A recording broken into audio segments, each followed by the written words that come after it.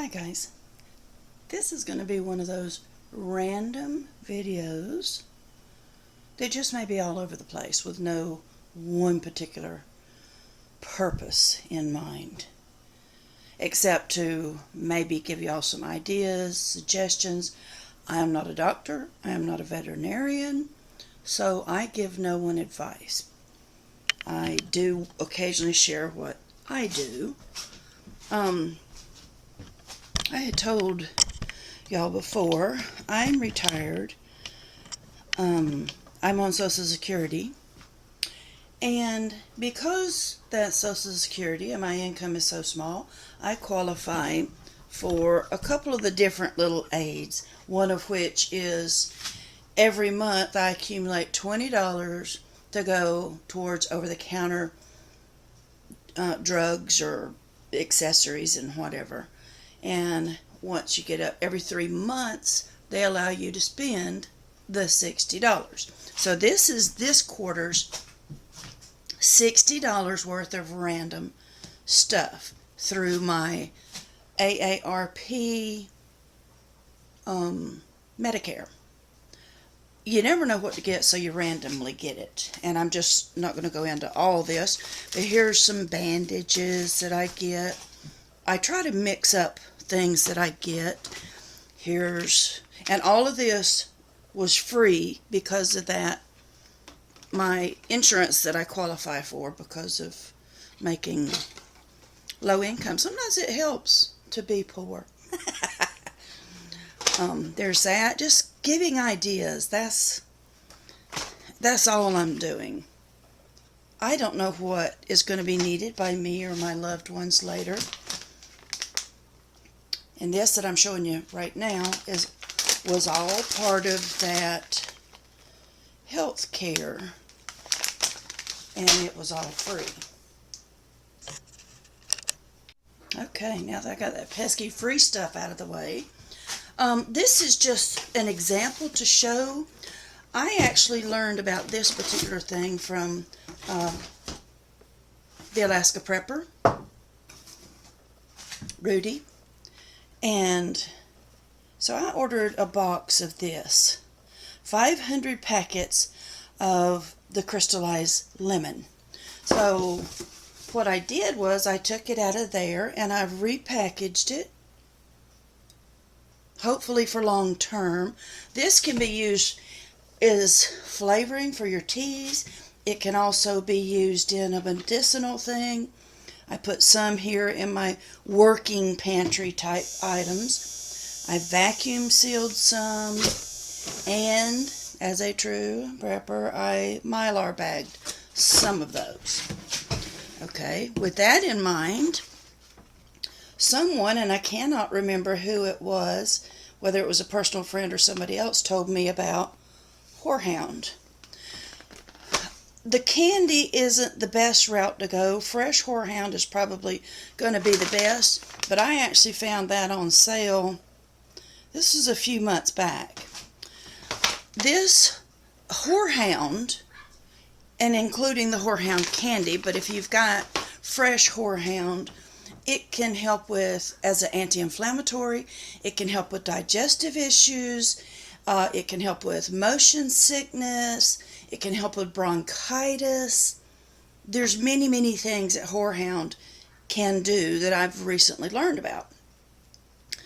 Also, on some of this stuff, pairs well. Say like you're getting early symptoms of a cold or cough or flu, you can take, whether it be hot water, I forgot to grab the honey, I can put some of this and some of this, some honey, and you can use water, or you can actually put some whiskey or alcohol in it, and it can help knock out some colds and some other symptoms. And I'm not sure if this is the correct way to try to store it, but I have put it in there. I'm not suggesting anyone do any of this. I'm just showing what I've done and told you why I've done it. Alright, I moved that off. I was going to show, not because I'm saying this is what everyone should do. This is what I'm doing. You figure out what's best for you. I buy ramen noodle periodically. Number one, I like it. And number two, it is inexpensive. So then it comes in a case like this. And me being kind of the prepper mindset, what am I going to do with this? So again, I get these big old tub things from my parents or my brother, who orders a whole bunch of snacks from Sam's, and it gives some pretty good plastic containers and big. So here's some in here. I put oxygen absorbers, and I taped this with, yes, good old-fashioned duct tape, hoping that preserves it and stores it a little bit better. If not, I've wasted my time. Well, actually, I haven't wasted my time. I've still put it in a good plastic container. This is to try it out. I have vacuum sealed a couple, and of course, because I'm a prepper, I have Mylar bag some. I particularly am not going to spend a whole bunch of money on things to store this in. This is too inexpensive for me to want to buy glass jars. Somebody, actually a friend of mine, said, oh yeah, put him in some glass canning jars. I'm not putting 26-cent worth or less than $1 worth of stuff in the good glass jars that I'm saving for something more expensive. But this is how I do. Again, you do you. You may live in a situation that is lucky enough to have a downstairs cellar or something that's cool that you can store all of this with, and that is rodent resistant. As soon as I mentioned rodent resistant, it reminded me of this. Here again, I said up front, this is a random video.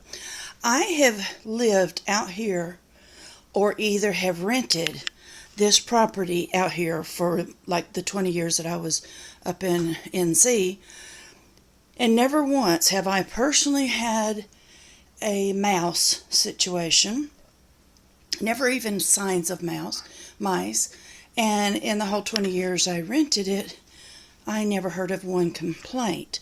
But this is about a month ago, I saw evidence of a mouse in here, which made me think, Abby, you are not doing a good job. But it did kick me off in another direction. As I'm doing some of these preps, and as you see, I use vacuum seal, I use Mylar, and it occurred to me, I said to myself, how can you do some of your preps and ensure that the mice or rats or the squirrels cannot get to them? And I answered myself, you know a good way to do it? Put it in a metal filing cabinet that has no openings at all. If a mouse chews their way in through a metal filing cabinet, you got way more things to worry about than if they can chew through metal. You need to be running, because that is some super hyped up, genetically modified, engineered rats. But this I'm just started at, so there's no way. I feel good that helped me protect my food and the food of my loved ones. I can put it in here. And yes, there's probably some bugs that can get in there, but I will solve that with diatomaceous earth, and maybe even, some people swear by bay leaves, other people say no, that's a farce, it doesn't work. So there's one idea how to protect your food if you're in a situation that you don't have a cellar, you don't have a good rodent proof. If the rats get in here, I'm out of here. This is another way, while we're on that spiel, the different ways that I package some of my stuff and then store it. in all different ways. I use plastic, I use glass. I don't need to put the glass in here. Why I put some of this stuff in here is the same reason that I used that filing cabinet. That closes solidly. If a mouse or a rat can get in there, I need to run for the hills because that's solid wood. There's no holes, there's no plug holes, there's no nothing. So that's just another. All right, now maybe I can sum this up. I don't know. But this is something I recently had gotten from Farm Share or Second Harvest, Food Harvest, whatever, the food giveaway. I want you to look at this. There's deception of all sorts in the world. This may be good, but this video is to sort of share knowledge and ideas. This says, it's from Buttini, ravioli made with 3 cheeses and impossible Italian sausage made from plants. You can't make meat from plants, but they're telling us that you can. You cannot make meats from plants. So if we're trying to be deceived by teeny tiny stuff like this and that, oh, those bugs that we're putting in your food, we're doing it for you because y'all were eating badly. Bugs are good for you. They're all natural. Well, yes, they are. So is a cockroach, but it doesn't mean I want to eat it. You eat it. You people that want me to eat it, you eat it. I've had animals most of my life, and some of those animals were horses. So I'm going to again say what I said earlier. I'm not a doctor. I'm not a veterinarian. You can put into any of this information what you will. I'm going to say these are all for my animals. I doctor my dogs, but you take this how you will. Let's see. There's this. I had a store for many years, and in doing so, I've had to do some researches throughout those years. And many years ago, whenever I had my store, where I live, they had something called fescue toxicity for horses. Well, we had horses. That's what got me in the business whenever I opened my store called Just Horse and Round. It catapulted me into doing research. We lost some horses, mares. My husband used to breed mares, and they would get something called fescue toxicity, and sometimes it would kill the mare, and quite often it would kill the foal, which got me on this kick of investigating some of this stuff to try to help the animals. And as a dealer, I used to call some of these places the compounding places. If you don't know what I'm talking about, I have to be very careful what I say.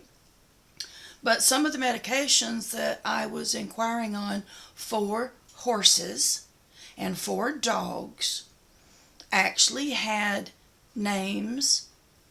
It was made by names that make our stuff too. One of the names was mare, or bear, B-A-Y-E-R. That was one of the compounding places that did some of the stuff that would be for animals. Another thing that is a common name, I'm thinking it was Moderna, but I can't swear to that. There's some of these pharmas that make the same product. They make products for animals and humans, and I was told they were, at that time, they were made at the same place. So I'm not saying anything. I'm just saying what I was told whenever I was a dealer at a store. And I get this for my animals. Okay? For my animals. Not for me. Oh no, not for me. I don't know if you can even see. Here's another one. I get for my dogs. Not for me. No, for my dogs. My boy gets allergies a lot. I've already talked about that. Here's another thing. Not for me. No, for my animals. I also have learned about this, and that it's for us humans. Now, this is for us humans and for animals. We need to learn the ingredients on certain things. I like this product, but I also learned that that same product in there is in here. You do you. I'm just throwing stuff out here. That's the generic version of a more expensive thing. You do you. For my dogs, now this I take myself, this I take myself, this I take myself whenever I need it, but I also use it on my dogs when they have certain conditions or rashes or sores and whatever. I use it on my dogs. Same thing with this. It's for humans, but I can use it on my dogs. I keep different first aid stuff on hand. But you do you. I am not saying. I have given this to dogs before. Whenever I had all my horses many years ago, I used to give my own shots of everything that you can give your own shots. You can buy the stuff and give it. There's some certain things you can do it. You can give your own rabies shots to your animals, or you used to be able to back 100 years ago whenever I did this. But unfortunately, it would not be recognized anywhere. So in other words, you can't vaccinate all of your animals. Now this, I'm being serious. There's no way I'd vaccinate myself with anything like that. But you can vaccinate your animals, but it will not get you into a horse show, for example. It will not be appropriate as your medical records for your horse if you're going to go on a trail ride.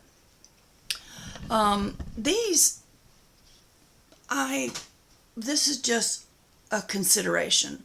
Protein shakes. If you want to do kind of a meal substitute or replacement and save yourself some money, this come out to like $1.50, and it has a year shelf life, because I bought this a while back. Shelf life July 19, 2024. Just a suggestion. I like to buy them, and I do try to use them as a meal replacement sometimes, a very inexpensive meal replacement. But I live alone. You can probably cook food for a family cheaper than doing some of this. And here's another thing that I do from time to time. Again, it has a year shelf life. I use it as a meal replacement if I'm tired, I don't feel good, I'm tired from having a rash for 4 months that I haven't slept. Which, by the way, I'm thinking the eye thing of that is helping. I think the cream, I'm getting I don't know, it's starting to burn me, but I'm starting to get some relief. I'm just throwing that out there. Okay, and I know, I'm not even going to say that I meant to have this a shorter video. I'm a liar and the truth is not in me. I can't make a short video. I'm going to try to give encouraging words today. And these words, I would say they're for everybody, but they're not. They're for God's people. I wish we were all God's people. A child of God. We're all created by God. That's different than being a child of God. A child of God, we chose Jesus to be our Savior. We chose to honor and fear God as the creator of all things. So for those of us, these are promises to stand on.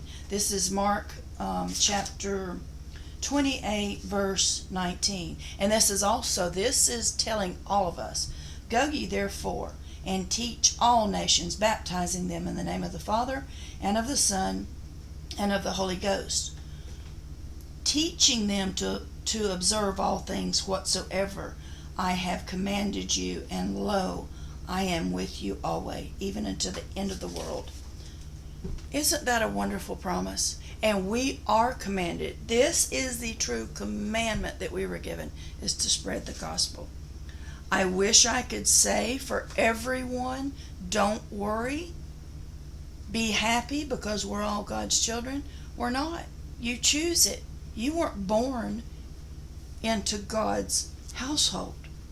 You weren't. You were created by Him. You weren't born into that. You have to choose it. Now I'm going to go to Hebrews 13:5. Let your conversation be without covetousness, and be content with such things as ye have. I think this is important. For He hath said, I will never leave thee nor forsake thee. I love that. My God and your God, if you are a child of God, is never going to leave you or forsake you. You might leave Him, but He will never, ever leave you. And last is Deuteronomy 31. Be strong and of a good courage. Fear not, nor be afraid of them. Them is the enemy, anyone who wants to destroy you and harm you. Them. The sources of darkness. Them. The Satan and his demons. Them. And begin again. I interjected. Be strong and of a good courage. Fear not, nor be afraid of them, for the Lord thy God, He it is that doth go with thee. He will not fail thee, nor forsake thee. God bless you. If you are a child of God, if you are born again, you are my brother, you are my sister. We need to take courage no matter what is going to come. He is never, ever going to leave us. Does that mean nothing ever bad will happen to us? No, sadly that is not. But He will be with us always. I love you. God loves you. And actually, for any of those that don't know Him, there's probably still time, unless you have gone beyond the point. Jesus wants to be with all of you. But you do you. You're given a choice. Be prepared. Both inside and outside, be prepared. Love you guys. Bye.